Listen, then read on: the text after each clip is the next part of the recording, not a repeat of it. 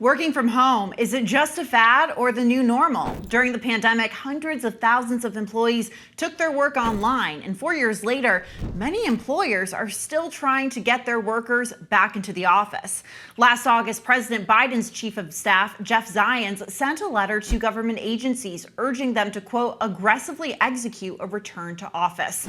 The private sector has followed suit, with major companies like Dell, Apple, Microsoft, and SpaceX all implementing return to office policies. But it's time to wake up, Washington, because remote work is gaining support and employees are pushing back. We hit the streets this week to find out how workers across the country are feeling about working from home. I prefer remote. You have more time for your family. I think some things are just better in person. I like being able to collaborate with my coworkers in person. You want to stay remote so you kind of being innovative to make sure you be productive. I think it should be up to the workers. I think I like a hybrid. It's a trend that's going to continue, and it's the future. We just got to admit that. A hybrid model just might be the future. A new study published in the scientific journal Nature showed working from home just 2 days per week increased job satisfaction and decreased quit rates by 33%. And the best part, there's virtually no impact on worker performance. So why are employers still trying to get people back into the building full time? Here with more insight into the pros and cons of remote work is Jessica Kriegel, the chief scientist of workplace culture at Culture Partners. Jessica, thank you so much for being here with me today. The pandemic's obviously behind us, thankfully, but why are remote workers, or workers, I should say, still wanting to work from home versus return to the office?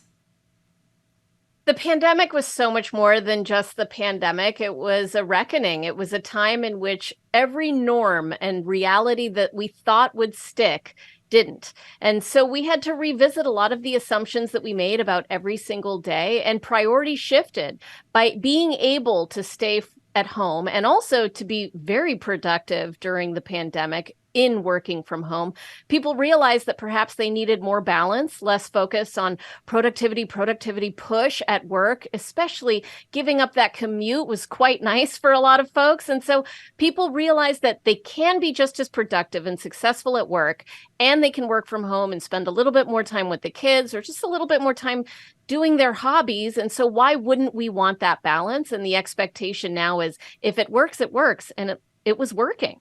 So you just listed a number of positive impacts of working from home, particularly that very important work-life balance and also time productivity. Obviously, a commute adds on, to day-to-day hours. But are there any negative impacts on remote workers that we might not think about regularly? Yes, and that's why this is such an important conversation when we talk about hybrid, because not everyone is the same and not everyone can fit in the same cookie cutter solution. So for some people, working from home has been very difficult because they've increased their sense of isolation and loneliness, which can increase depression and anxiety. For others who have very full lives, working from home can be very challenging because they've got kids and dogs and demands at home that they need to get away from in order to be more productive. So this is not a one-size-fits-all solution, but there are people who struggle with working from home. And so the hybrid solution might be great, or a full-time office solution might be right for them. Yeah, that really hits hard for me. I mean, my personal preference is coming into the office. I have to be in the office, but I find that it's great on my mental health. But at the same time, that's just my personal preference. There's a lot of people who prefer working from home. And, at the beginning of the segment, we talked about that boost in productivity, not having to commute, more time, maybe being online at home. So why are employers pushing so hard to get workers back in person? What are the concerns if productivity is higher at home? Unfortunately, I think most of the reasons why employers are forcing people back into the office is not because it will somehow be better for the results of the organization or the employees, frankly. It's because they're struggling to adapt to changes in the nature of work. We are in a new era of work right now, and leaders who are forcing people back into the office are failing to adapt. We did research last year with Stanford that showed that the number one type of culture that wins is an adaptable culture. It's one that is able to shift. And notice the language for getting people back to the office, return to work. It's all signaling we want to go backwards. What about moving forward into this new world in which some people work from home, some people don't, and some people are hybrid? Yeah, no, it's interesting to also look at the generational divide on this. I mean, people in Gen Z don't know anything else but hybrid. So that's a deal breaker, or permanent remote. So that's a deal breaker for them. So I want to go back to that study showing a 33% jump in worker satisfaction focused specifically on hybrid work, 3 days in the office, 2 days at home. What's the benefit of the hybrid model? I know you've touched on it a little bit, but how is it better compared to maybe a full-time home model? Well, it gives a little bit of the best of both worlds and also the worst of both worlds. So hybrid can be a double-edged sword. On the one hand, you're allowing people the option to stay home. Sometimes they feel like it's a win. On the other hand, it's actually much harder for organizations to manage communications and collaboration in a hybrid environment, more so than in a fully office environment and more so than a fully remote environment. Because when you have some people in the office and some people not in the office, those meetings that happen casually can often exclude people who that day happen to be home. Whereas when you're remote working, everyone knows how to get people who are remote on the call, or when you're office, you all jump into the conference room together. So hybrid, I think, is one of the more tricky ways to manage. But the key that your listeners need to know here is if you are managing people who are either hybrid or remote, the key is not about managing to activity, it's about managing to outcomes. When you manage to outcomes, you can be guaranteed the right amount of productivity for the results you're trying to achieve. You mentioned a key phrase, the best of both worlds. Are employers seeing this as the best of both worlds, and could they be more receptive to it, I should say, going forward? It depends on the employer, right? I mean, at our organization, at Culture Partners, we're 100% remote. We also happen to have an office in Temecula, California that some people live near, and they go there, but only because they choose to and not because anyone asks them to. There are organizations like TopTal who are 100% remote. They don't even use email, actually. They have launched into the future of work by exclusively communicating through Slack, which is a fascinating way of collaborating together, and it works for them. And then there's others like Dell who said, you have to get back into the office, otherwise you're not going to get promoted. And guess what? Half of their employees said, I don't want to get promoted then because working from home is important to me. So to each business, it is important to understand what are your objectives, what is your strategy, and what makes sense for your workforce. There's not a one-size-fits-all solution here. So many of these remote employees, or hybrid employees in some case, are working parents, and they're a group that are uniquely impacted by the debate over coming into the office versus working from home. How are companies approaching this when childcare costs are on the rise? Unfortunately, I think that companies are not dealing with this very well because it becomes one of those things that we don't know how to talk about. It feels like something we should have empathy for and be compassionate about. But then at the same time, if we see someone struggling to get their work done because they've got childcare issues, then a resentment builds, and then suddenly we're talking about them behind their back internally. And so this is one of those things, one of the best things you can do for your culture is be explicit about the things that are typically implicit. If you see a problem or you see a dynamic in the hybrid work structure, talk about it. I mean, for example, if you're working hybrid, what is the rule about if I'm allowed to take my laptop to the beach and work from the beach? Am I allowed to do that? Am I not? Most employers haven't been explicit about those kind of rules. And so people feel like they're trying to get away with something, and then it becomes a toxic culture. So you have to just be open about all of the different dynamics that come up in this new way of working. I thought the example you brought up about Dell was so fascinating, that Dell took this bet. They said, well, if you're not going to come into the office, you're not going to be promoted. And half of those workers said, no, thank you. I'll go elsewhere where I can decide where I want to work. You know, this seems to be, a lot of these companies are coming to this place of reckoning. Where do you see all of this going forward in the future? Is it hybrid or remote, or, will companies eventually get that back to office status? They're not getting the back to office status. I mean, think about the changes that AI are going to bring to the workplace. If anything, we're going to go to 100% remote at some point, with the exception of those roles that cannot be remote. I just don't think that forcing people back into the office has worked. The studies show that it doesn't improve collaboration or creativity. I mean, there is no evidence. All it is leaders being resistant to change, wanting to go back to the old way, and not knowing how to manage people remotely. So rather than forcing employees to do a commute, employers need to just get better and train themselves on how to manage remotely effectively, because that is the way of the future. Yeah, it's so incredible to see the impact the pandemic really had on all of this. But you also mentioned AI, and that's going to be, I think, the next frontier here. Jessica Kriegel, thank you so much for joining me. Thanks for having me. Working from home often means you don't have to live near your office, so that's opened up opportunities for workers to live wherever they want. And now some cities are even paying people big bucks to move there. Staff writer Rafael Bernal goes in depth into what perks communities across the country are offering to new residents.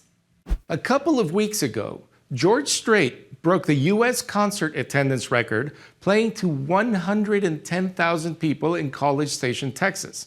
They sure love George Strait down in Texas. And if he loves Texas back, they'll even pay him or you to move there. If George Strait wants to patch things up with Rosanna and Texarkana, they'll give him 17 grand worth of incentives to move there.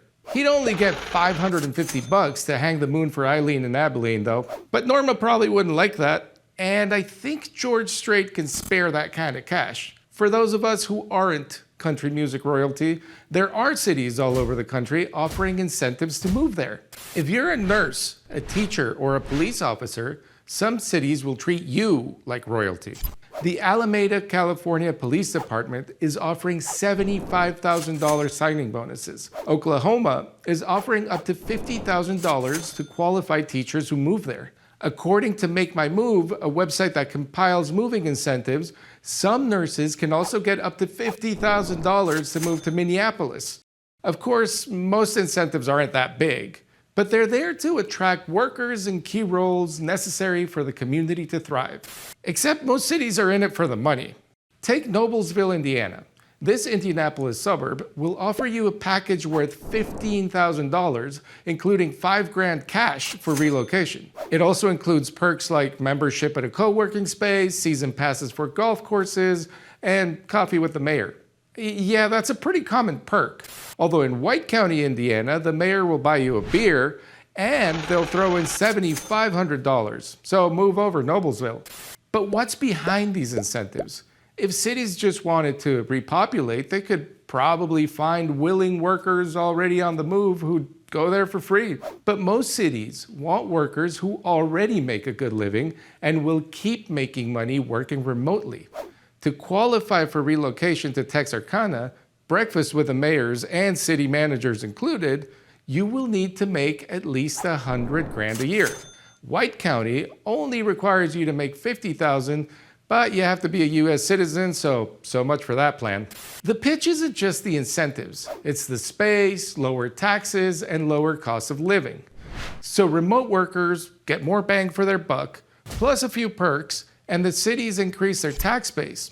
A win-win, but maybe not for everyone. People who already live in these cities could, that's keyword could, see a form of gentrification, where their hometowns get too expensive to live in. And the big cities where the remote jobs are based, well, they're full of empty office buildings, but that's a different problem. The good news is that thanks to Rutherford County and Johnson City, you don't have to be the king of country to hang your hat in Tennessee. It's another primary week as multiple races played out across a number of states, and progressive Democrats suffered a considerable loss in New York after Congressman Jamal Bowman was defeated in a landslide race against moderate Democrat George Latimer. Our opponents, not opponent, may have won this round at this time in this place, but this will be a battle for our humanity and justice for the rest of our lives. Tonight we turn a page and we say that we believe in inclusion of everybody in our representation. That you are included no matter what your demographic is. It was the most expensive primary race to date, with almost $25 million being spent across the district. Voters shifted away from squad member Jamal Bowman following the controversy surrounding the congressman after his criticism of Israel, and Trump's endorsement power was also tested, this time not having the success it's seen this past cycle. Here to go on the record is Scott Tranter, Director of Data Science from Decision Desk HQ. Scott, as always, thanks for joining me. You know, this was a major blow to progressives. Bowman lost by 17 points. How much of a role did AIPAC's spending play in this race? And do you think this divide seen in the Democratic Party in this particular district will, impact the general election, or will we see it blown up in the general election? Well, so look, I know Congressman Bowman likes to blame AIPAC, and look, they spent a lot of money in here, but I think redistricting had a play in this, as well as low turnout, and honestly, the congressman's stances and positions over his term in Congress. All those factors played into his 17-point loss last night. I mean, look, at the end of the day, money matters, but these candidates, these voters, it was a relatively low turnout. They knew what they were coming out for, and they already had an opinion whether or not there was ads in front of their face or not. Now, whether this is going to have an impact down the road, probably not on the general election. This is going to be a safe Democratic seat. It's not going to really be up for control of the House. We have Cori Bush, another squad member's primary, coming up later this summer. She's got a pretty serious challenger, and we'll see if the squad's able to hold on in another potentially close primary. I want to stick with this race in particular because we saw that Hillary Clinton endorsed George Latimer, Bernie Sanders endorsed Jamal Bowman. So there's clearly a divide within the party, even when you look at it from a 30,000-foot view. So does this impact Joe Biden at all? Not in terms of the district itself, but in terms of Democrat enthusiasm? I mean, is there a frustration maybe among progressives after this race? Yeah, no, certainly. Look, Jamal Bowman, very popular among the progressive wing and the Democrats, able to raise a lot of money, as you pointed out, $25 million. That wasn't all one-sided. His side and the progressives raised a lot of money as well. It certainly does not help shore up Joe Biden's base. It's funny you noted, or it's good you noted that, Bernie and Hillary Clinton, those are good placeholders for maybe the two wings of the Democratic Party. No, Joe Biden stayed far away from this race. I think Biden and his presidency would like these things to go away and just be on the primary and focus going forward. But by and large, yeah, this is going to be a thing in the primaries and the remaining primaries we have for the season, and something the Biden campaign is going to have to address in places like Pennsylvania and Michigan, where he's going to need to shore up some of these progressive voters. He's going to have to excite them to come out. I want to move out west to Colorado and look at some Republican primaries. Congresswoman Lauren Bobert swept her primary challenge after switching to a new district, which is solidly Republican. Scott, can she put sort of the drama that surrounded her in the past behind her? I mean, this seems like it's a pretty safe district for her going into the general election. Yeah, it's a very safe district. She sits on the House Natural Resources Committee. It's not reported as much, but she's done a pretty good job about getting in the news locally about the things that she's supporting in Congress, even though Congress isn't really passing a whole lot. She is certainly trying to get into a safe district and kind of change her image back at home from the firebrand, I'm in the news all the time type of congresswoman to, no, I'm here to get things done. This was a closely watched primary. It was expected after she moved that she would have a little bit of a tougher time. So I'm a little bit surprised to see her win by this much. But, this is her attempt to change her image a little bit so that she doesn't become another Madison Cawthorn. Local news absolutely matters when you're paying attention to national politics. So thanks for bringing that up. So moving on to former President Trump, his endorsement power this cycle has so far been unmatched, but that was up until this week. The former president's influence didn't secure victories for Trent Staggs, who's running for Senator Mitt Romney's seat in Utah, and in South Carolina for Mark Burns, who lost the primary race against Sherry Biggs in the state's 3rd congressional district. Scott, do you think this spells trouble for candidates hoping to run on Trump's endorsement, or is this simply a blip in the road? Look, I don't. I was commenting earlier. It's like, this is the Trump endorsement. You want it. all things being equal, you want a Trump endorsement, but no one should look at it as, man, if I get the Trump endorsement, I might as well walk in and start measuring the curtains in my office. That's not how this goes. As you pointed out, these are two races where the Trump endorsed opponent candidate didn't win. We can point back to the 2022 cycle in Nebraska with a couple of candidates, as well as Ohio and again in South Carolina. So long story short, look, the Trump endorsement's important, but it doesn't necessarily mean you're invincible. And I expect his endorsement, we've got a few more primaries coming up in places like Missouri and Florida later this summer. His endorsed candidates are going to do very well, but I don't know that all of them are going to make it across the line either. His record's going to be good, but it's not going to be perfect. Yeah, and I want to clarify, when we're talking about the power of the Trump endorsement this cycle, we're talking about primaries. We'll remember in 2022, Trump's endorsement was not enough to get a number of Republicans in various states across the finish line in the general election. So turning to a new AP NORC poll that is showing most adults are planning to follow coverage of the presidential debate between President Biden and President Trump. Scott, how much will this debate's early start date before the convention, before either of these two men are officially their party's nominees, impact the race? Democrats say a lot of it has to do with early voting. Yeah, look, when this was announced, I think you and I were talking about a little bit. This was one of the earliest presidential debates, at least in the last 20 or 30 years, probably longer than that. We'll have to see what the TV numbers are. I mean, if we see 80, 90, 100 million Americans watch it, I could theoretically see it move numbers, especially if one candidate does better than the other. But I wouldn't be surprised to see one of the lower rated debates. And as long as neither candidate has a big major gaffe or something like that, the polling numbers to stay pretty steady going forward. I think this is an interesting strategy by both campaigns to try and get an early debate out and maybe get a foothold. But short of any major event happening, I think we could be waking up a week later saying, that was an interesting, fun thing to watch, but the polls haven't really moved a lot. Speaking of numbers and data, I want to turn our attention to new Decision Desk forecasting numbers. Former President Trump has a 58% chance of winning in November, a 2% jump. Scott, what's behind that impact, and what's behind that number, and what has impacted this gain?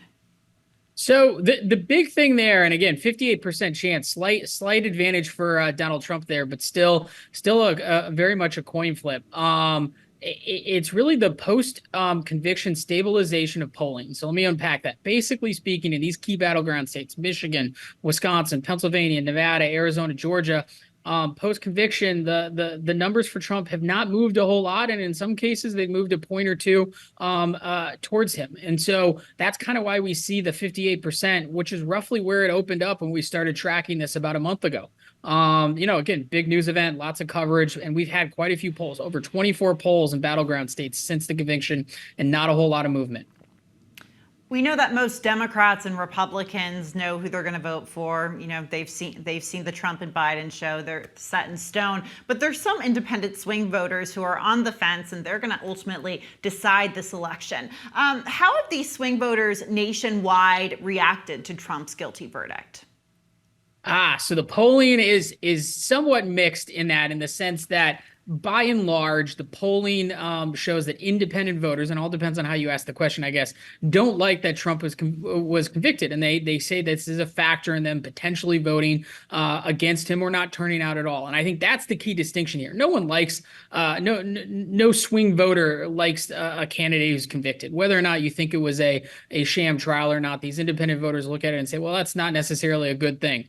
The question is it going to force them to vote for, or, encourage them to vote for Donald Trump, or is it going to make them stay home and say, look, I don't like either of these guys, so I'm not going to do it? And I think that's really where the question is. But the polling's pretty clear they don't like it. But the polling is a little bit mixed in terms of whether it's going to motivate them to vote for Biden or not come out at all. Scott, I want to turn our attention to some fundraising figures. Trump's campaign and the Republican National Committee raised a massive $141 million in May. That's compared to $85 million for the Biden campaign. How much of that was from first-time donors? And is this seen as Republicans supporting Trump after his felony conviction? So yeah, let's address both those points. It was a record brand new donor month for the RNC, and let's define what a brand new donor is. It's someone who has not given this cycle. So they may have given in previous cycles, they may have given in 2020, but they have yet to give this cycle. So that's big for them, right? So they've had some very bad fundraising months in the previous, and it's mostly because they haven't had the same donors come out in the past come out this cycle. And so it looks like, post conviction, they were able to get those new donors out there. And two, from a total fundraising standpoint, this was very good. And this is very good in terms of helping the RNC and the Trump campaign keep up in spending. They've got to make some investments now, not later this fall, investments now in field programs, TV reservations, data programs, all those types of things. We'll be able to see if they're able to keep up this trend over the next couple of months. I think we're going to see both camps see a big fundraising month around the debate, but we're going to see who's going to have a bigger one. But yeah, no, this was those May numbers were very good for the Trump campaign after having a couple of rough months prior. We'll be looking out for those fundraising and polling numbers and also new decision desk data following the debate. Scott Tranter, as always, thank you so much. Awesome. Thanks for having me. That's it for What's America Thinking. I'm Julia Manchester. Come back next week. Be sure to like, share, and subscribe to The Hill's YouTube channel.